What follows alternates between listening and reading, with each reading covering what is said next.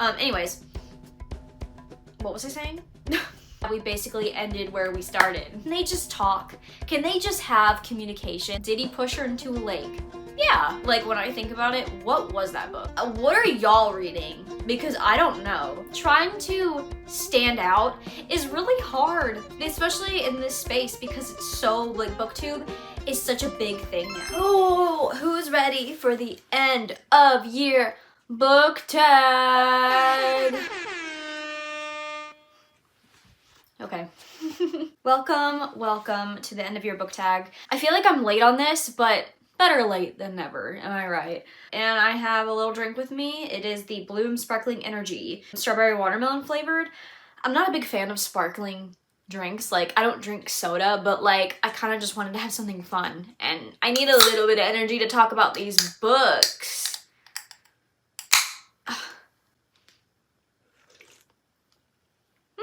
That's not bad. It almost tastes like a popsicle.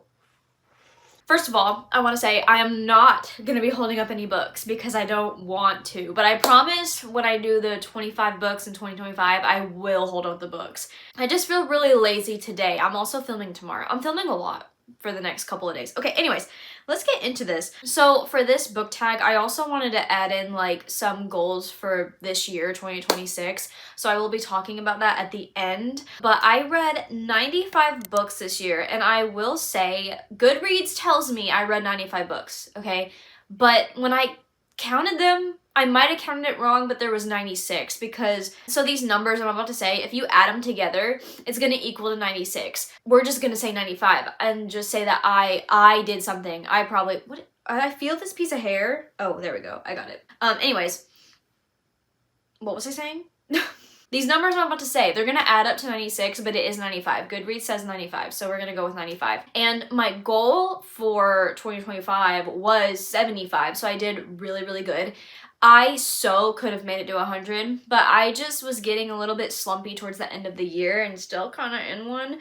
But with that being said, I did not divide these categories by like YA, so when I say them, they're just all together. Okay, so in total, 95 books, and I read 26 romances, 31 mystery thrillers, 29 romances, 1 sci-fi, 8 dark romances, and 1 general fiction. And it's in general fiction because I don't think it's not a romance. I forgot to include a couple of things from my Goodreads reading wrap up of the year. So the shortest book I read was Destroy Me from the Shatter Me series, which was 111 pages.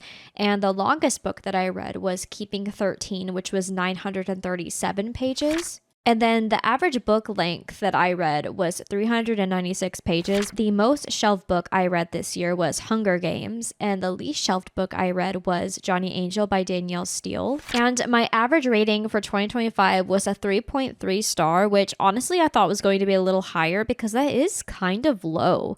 It's probably all the Freida McFadden books, honestly. Okay. So on with the questions. I will put these in the description down below if you want to do these as well. Okay, so the first question is the best recommendation you got this year. I took this as like people telling me, oh, you should read this book. And I specifically remember people told me to read Holiday Romance by Catherine Walsh.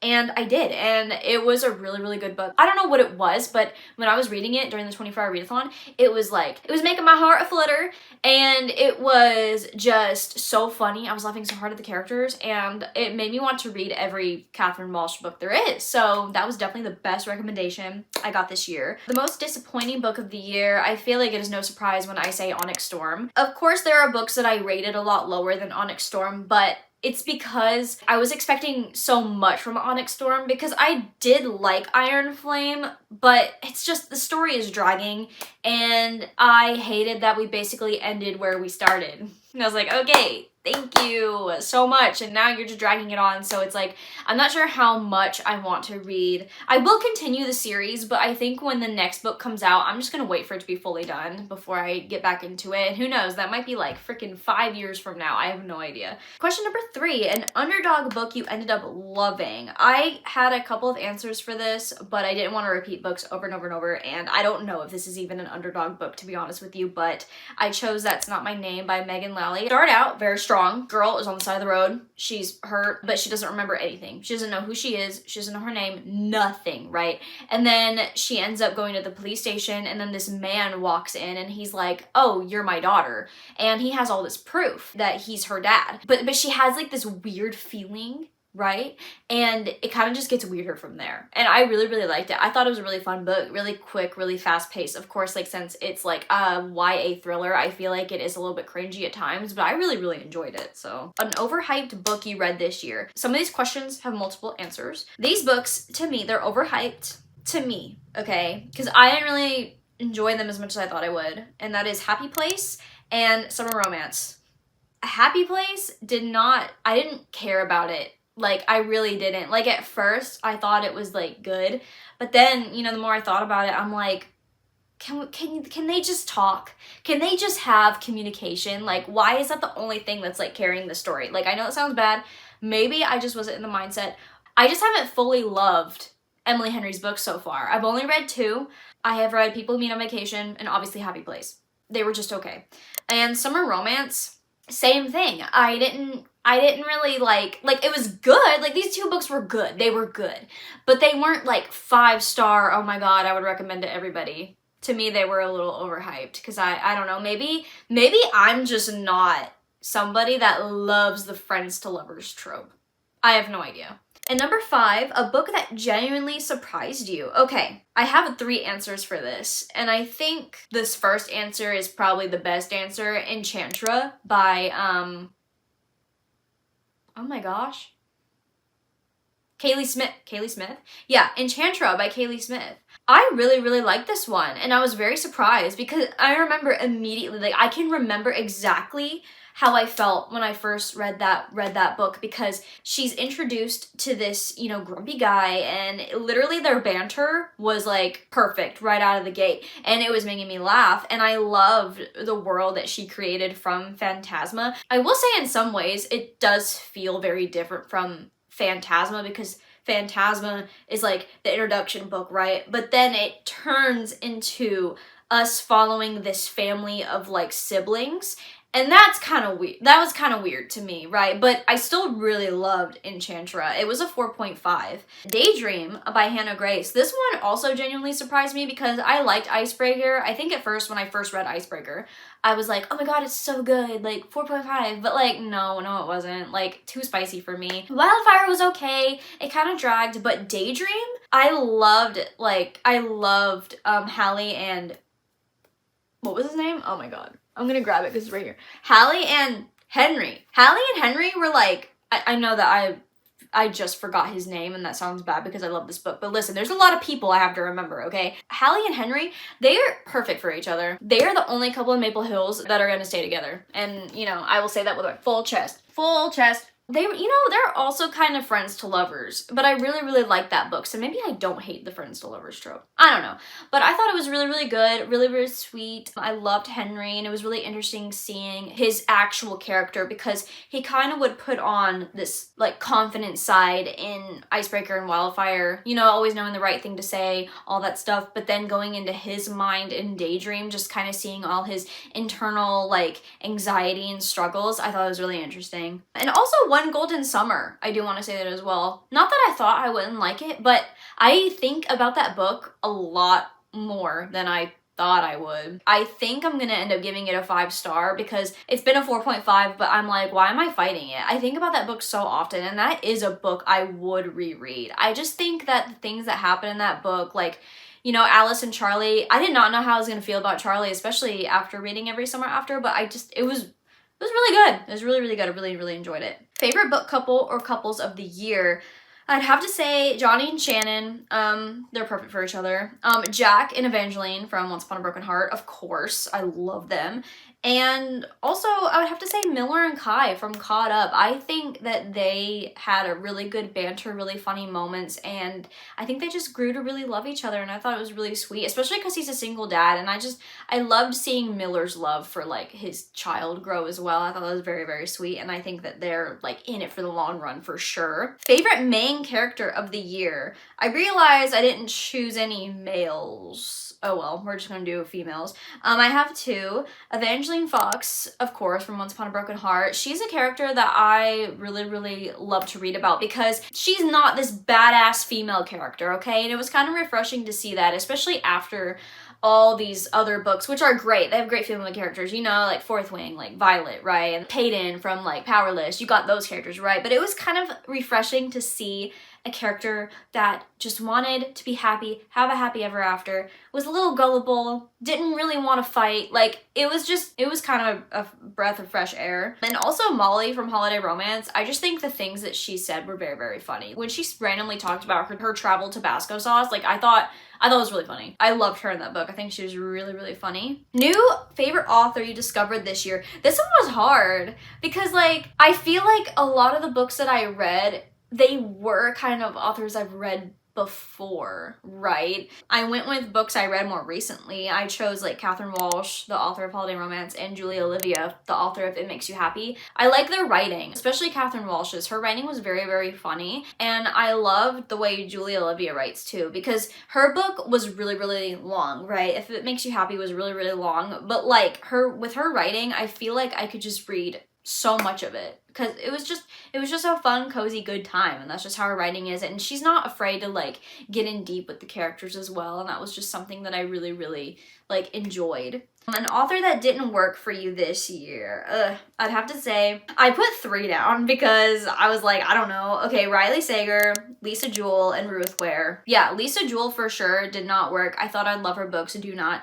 Riley Sager, I read Lock Every Door or something. Every Locked Door? I don't know. I DNF'd it. It didn't work for me. The only one left by Riley Sager is like the best one. And I don't know. Like, I feel like some of his thrillers are like very, very slow. And I'm like, eh. Ruth Ware, I hated Turn of the Key. So she does not work for me. Did not like that book at all. Happiest book I read this year, and I'm repeating an answer, Holiday Romance. The amount of times I laughed during that book, it'd have to be the happiest book I've ever read this year. It was just a silly, fun, goofy time. Okay, and the saddest book I read this year. So I typically don't get really sad at books. Not as much as I feel like I should, which makes me question like if I'm okay. But I did cry kind of a lot at Sunrise on the Reaping, of course. Yeah, we don't need to get into it. Okay, the most frustrating book I read this year, Crash by Frida McFadden, and also The Turn of the Key by Ruth Ware. Turn of the Key just felt like such a waste of my time, and The Crash did as well. And not only did The Crash feel like a waste of my time, it was so frustrating, and especially the ending, because why did these people deserve a child? No idea. Okay, a book that I haven't stopped thinking about. So I have 3 answers. Because I feel like I think about these books on the daily. The Rose Bargain, and especially lately because the second book is coming out soon. Once Upon a Broken Heart, all 3 of them, of course. I think about them all the time. Also, Project Hail Mary by Andy Weir. And I think about this book a lot because it was my first like sci-fi book, and the ending just gave me a lot to like ponder on. I don't know what it didn't end like how I expected it to, right? I do think about that like a lot. And I think because it is like the first sci-fi I've ever read, it just has like a special place like in my memory, if that makes sense. Unpopular book you loved / hear me out book. Okay, here's my hear me out book, and I'm gonna say a book that not everyone loves, The Cruel Prince. Did he push her into a lake? Yeah. While it was like a running stream? Yeah. Did she almost drown? Yeah. She was fine. They're happy. I liked Carden. Okay. And an unpopular book that I loved was Johnny Angel by Danielle Steele, and this, like, I did not expect. I feel like everyone should read this book. This is the one, like, general fiction book that I read, but it is a little sad, and it's a really short book. And this book was just about, like, this mom grieving her son, but then suddenly she can see her son again, right? And he's, like, an angel. And she's like, why are you, like, here? And he's like, well, I have a job to do. So you're just following her being able to see him, but also trying to figure out why he's there and what's his job, what does he have to do before he like moves on or whatever. I thought it was a very sweet and sad story, and it made me cry. A popular book you didn't love. Okay, 1, The Inheritance Games. Okay, this book was so all over the place, and I did not understand anything, and it just felt I don't know what that was. Like, when I think about it, what was that book? I have no clue. It just, like, I was like, I don't even want to talk about it anymore. Okay, it makes me mad thinking about it, honestly. Oh, this one makes me mad too. Ugh, Love Theoretically by Ali Hazelwood. I don't know. What are y'all reading? Because I don't know. Love Theoretically, that girl, Elsie, I can usually, like, get over a cringy female character, but this girl, she just made me mad. And also, I didn't understand why, like, it felt like he just liked her all of a sudden.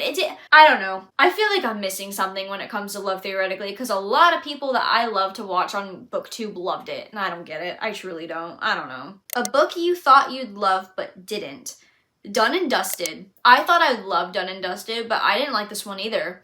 This one was just about this girl. She's coming back from this, she's like a famous, like, what is it, horseback rider?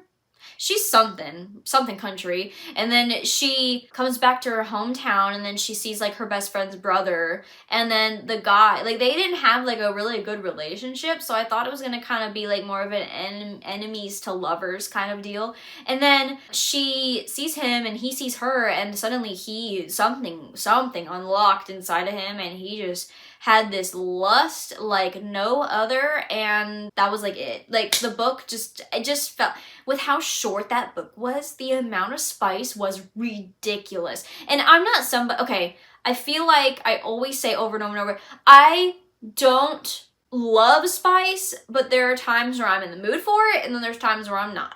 And maybe this was a book I was not in the mood for it, but I just felt like I needed more of an emotional, like, actual connection before I read a bunch of spice about these characters. But even then, like, I don't like to read too much of it, right? It just kind of got on my nerves. And The Night She Disappeared by Lisa Jewell. Thought I'd love that. I don't like Lisa Jewell's writing. I've decided I'm gonna get rid of all the books. Like, I don't like her writing. I don't know what it is. There's just something about it. It's like, I like a really easy, fast-paced thriller, and it just didn't feel, I don't know. It was boring. It was boring. I was like, literally that book, I was like, get to the point. Just get to the point of it, please. Book with the most unique concept you read this year. Okay.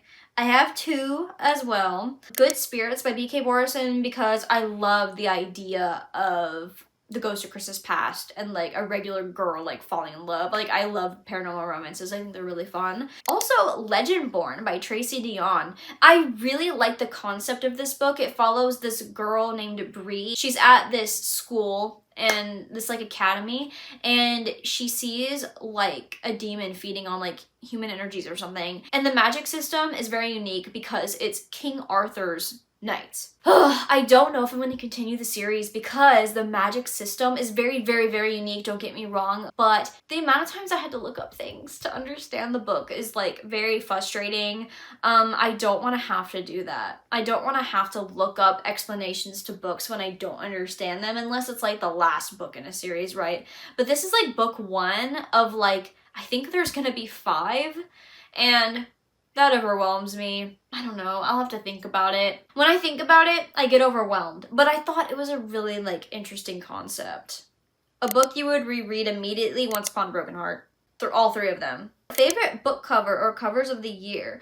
I think some of my favorite book covers are Carly Fortune's covers. Like, the watercolor and, like, the painting. Like, I think they're very, very beautiful, honestly. And they feel just very warm and inviting, you know? Like, I don't know what, I'm looking at it up there. I really love her covers, and those are honestly the first I thought of. Of course, I love the Once Upon a Broken Heart covers. I've always loved those. And also, I have the special edition of Lightlark, Oro, and Grimm. Love that. I think that one is really, really cool. Best book adaptation you watched this year.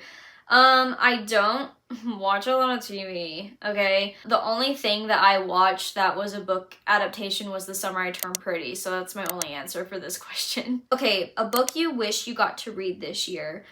I wish I got to Quicksilver or Behind the Net, because I really have been wanting to read the Vancouver Storm series that's Behind the Net. Heard they were really good, but also, of course, like I've said, I would read Quicksilver so many times, I just haven't.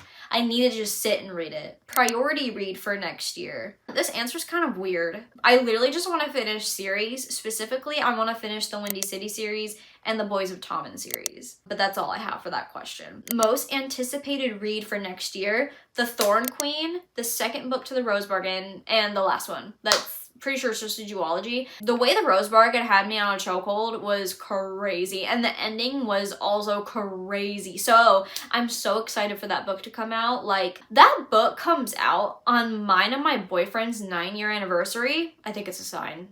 I think it's a sign.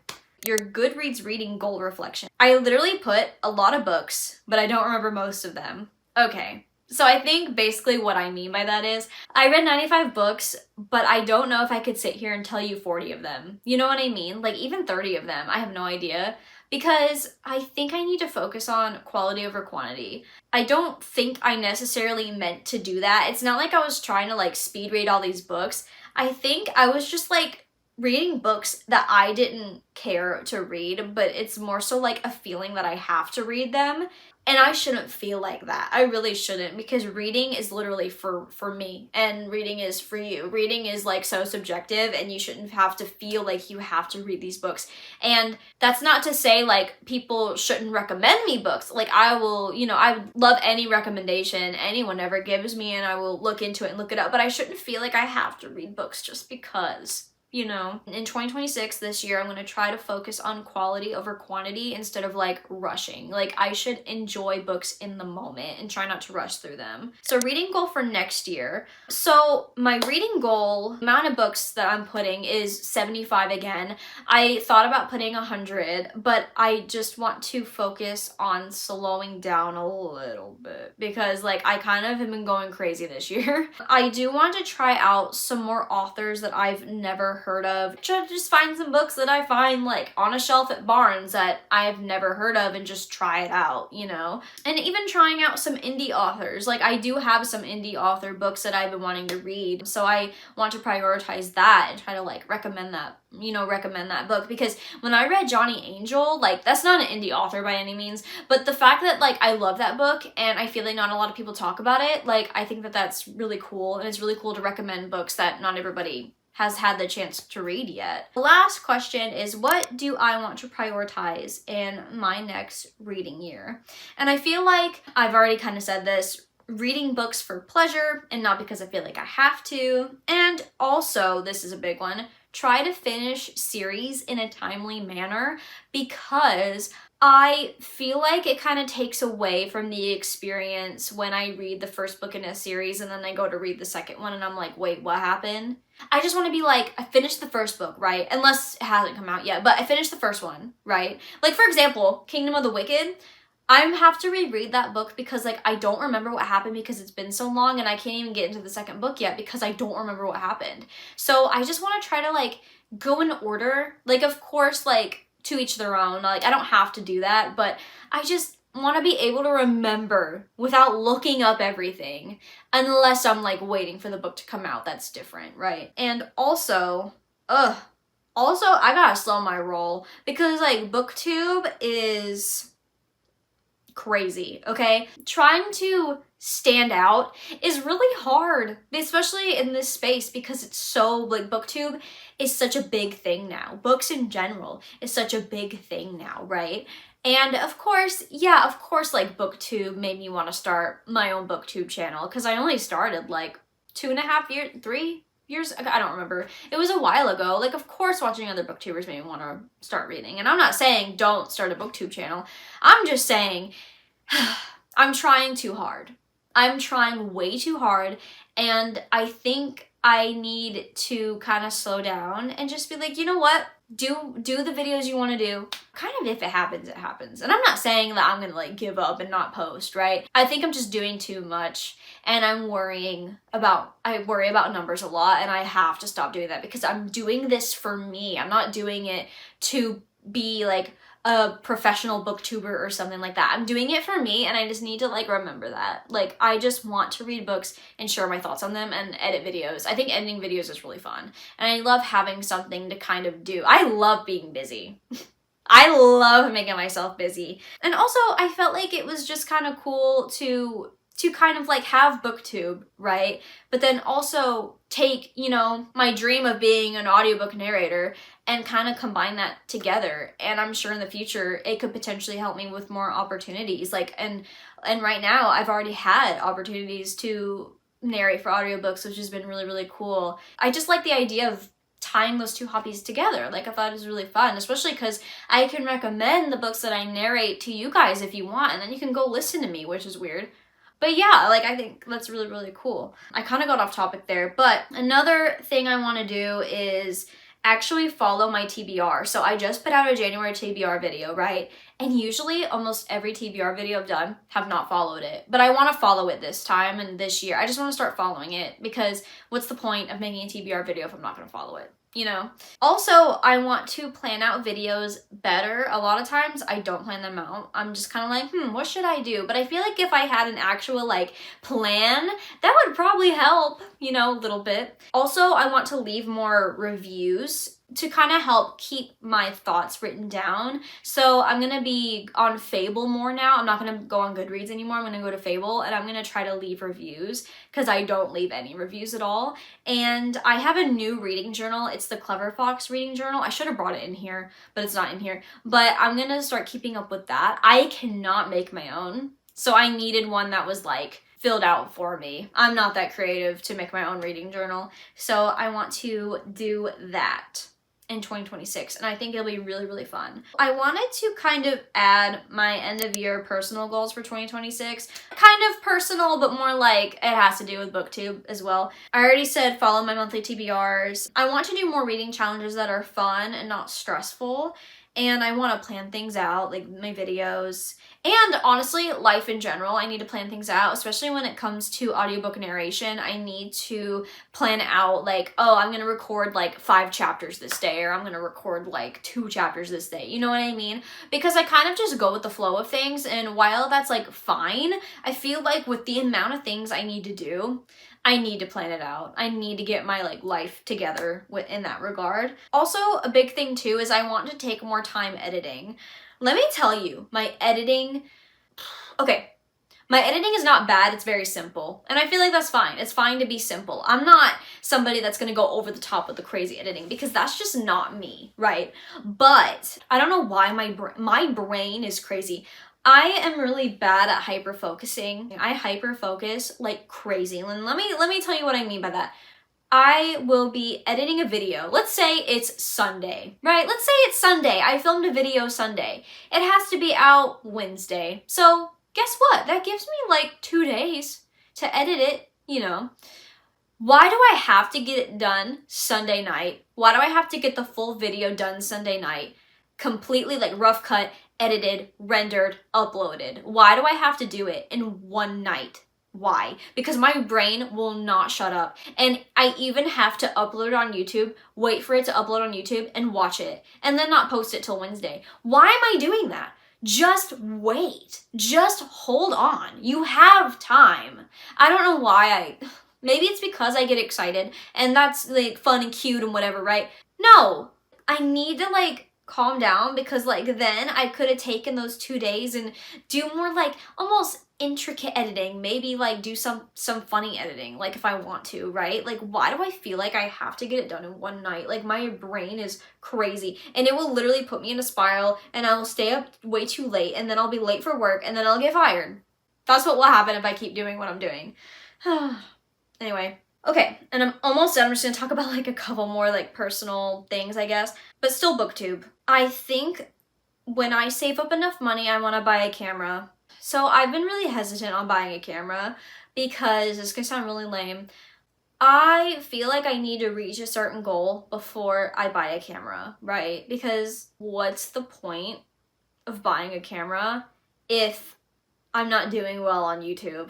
Like, why would I waste that money, right? So I feel like when I hit a certain goal, then I'm like, okay, I can buy a camera. Because I don't make a lot of money, right? Like, just to keep it real, I don't make a lot of money. And if I'm saving up for something, I need to save up for a car, because who knows? I need to save up for house stuff, because who knows? I need to save up for my animals, because who knows?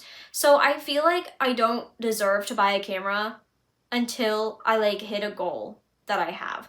And honestly, I know 3,000 is a lot. There's a lot of subscribers, but to me, that's not enough for a camera, right? That's not enough. With that being said, I feel like this is kind of silly for me to say. So I have a goal. I just put 5,000, and I don't. Okay, I'm not trying to throw myself a pity party. I don't think I'm gonna get it because lately, it's been really bad. Like, it's been really bad. I've only lost, like, since Bookmas, I've lost subs. It's fine, okay? Like, it is what it is, and I need to, like, not let that get to me, but it makes me feel like I'm doing something wrong, and I feel like everyone has those struggles, right? Like, and I'm sure there's people out there, and I don't want to sound like I'm ungrateful, okay? I'm very grateful for hitting 3K, you know, when I did, because this hobby, this thing, this booktube thing, it's so popular now. So it's harder for people to get recognized because there's so many of us, right? 3,000 is great. Like 3,000 in like 2.5 years is great. There's a lot of people that I watch that don't have that, you know? Trying to not let it get to me and just kind of understand like, oh, these people probably came from YouTube shorts, okay? Because I post a lot of shorts. They probably subscribed really quick and then saw like a video that they weren't interested in. It was like, oh, like I'll just unsubscribe.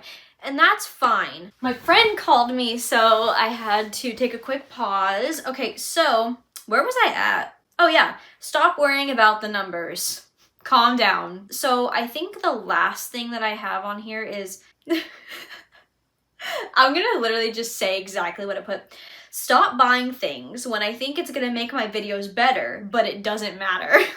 Okay, what I mean by this, I got a big ass light, for example, and I don't think it's that great. Like, but I spent like $60 on it, right? And then I also have this thing. I never use it. It's for my phone. I never use it. This was like $50. Things like that, I don't need to do that when it doesn't matter. It literally doesn't matter. All of these like bookish hoodies that I keep buying, they're not gonna make my videos better. Like, maybe I just want them, sure, but I have so many, it doesn't matter. Nobody's gonna be like, oh wow, that's a cool hoodie, click. Well, maybe they will, I don't know. But it's just one of those things. Oh, also these, I bought these, I don't even use them anymore. I have 2 of these. I'm literally not even using these, and you don't wanna know how much I paid for these plastic jars. Like, they're cute, but like, you don't wanna know how much I spent on them. So things like that, like, I don't need that stuff. I don't need it. I want to use my library more, less book shopping trips, and utilize Kindle Unlimited. Okay, so I think when it comes to like buying books, I'm always gonna buy books, but I think I can calm down a little bit. I can calm down a little bit and take like, I think maybe just try to go every once in a while, because I think when I go to Barnes multiple times, it's kind of like not as fun when I don't have things on my radar, because a lot of times I go into Barnes and I don't really have like an idea of a book I want to get, right? Like, I want to be able to go to Barnes with a mission, right? And then just look around, you know? I think it just makes the experience more special that way. It might sound weird, but I need to calm down a little bit. And with that, that's it. And I'm just being like completely honest and stuff about like my channel. And like, you know, I've literally like, it's been hard. I lost like 10 subscribers the past week. So it's just, I shouldn't let the numbers get to me, but I think everyone would let that get to them. And if people say they don't care about numbers, I think they're lying, because they say they don't care about it, and maybe they don't, I don't know. But then when you see people are like unsubscribing, I think it's gonna affect you in some way. It's gonna be like, well, what am I doing wrong? Like, you get that insecurity and that anxiety, and I feel like it's very common and just a very natural thing to feel. I think everyone cares about numbers in some way, shape, or form. So there's no way I literally, like, I'm just not gonna care about numbers. I guess, like, what I want to tell myself is to just continue to make videos because you want to, and not because you're trying to, like, make this a job, you know, because I have a job. This is supposed to be, like, for fun, right? But I just need to not act like it's my job, because it's not. You know what I mean? So kind of just being more chill, more mindful, plan out things better, just try to have fun while I'm doing it, you know? And that's pretty much it. Like, I hope no one takes offense to anything I said, because this is all like me. This is all me talking to myself, you know, like a little note to myself in 2026 to calm the frick down, okay? Like, calm down. And then we can compare and see what next year will be like, what the end of 2026 will look like for me, and see if things have gotten better or worse. I mean, who knows? But anyways, that's the end of today's video. I hope you guys enjoyed watching. Let me know if you have any like similar answers to questions, any of your questions, and I will put them in the description down below if you want to make this video as well, or answer any of them in the comments. You know, you do you. And hopefully next week I'll be doing the 25 books I read in 2025, like my top 25 books, which I'm really, really excited to talk about those. Yeah, that's it. Thank you so much for watching, and I will see you in the next one.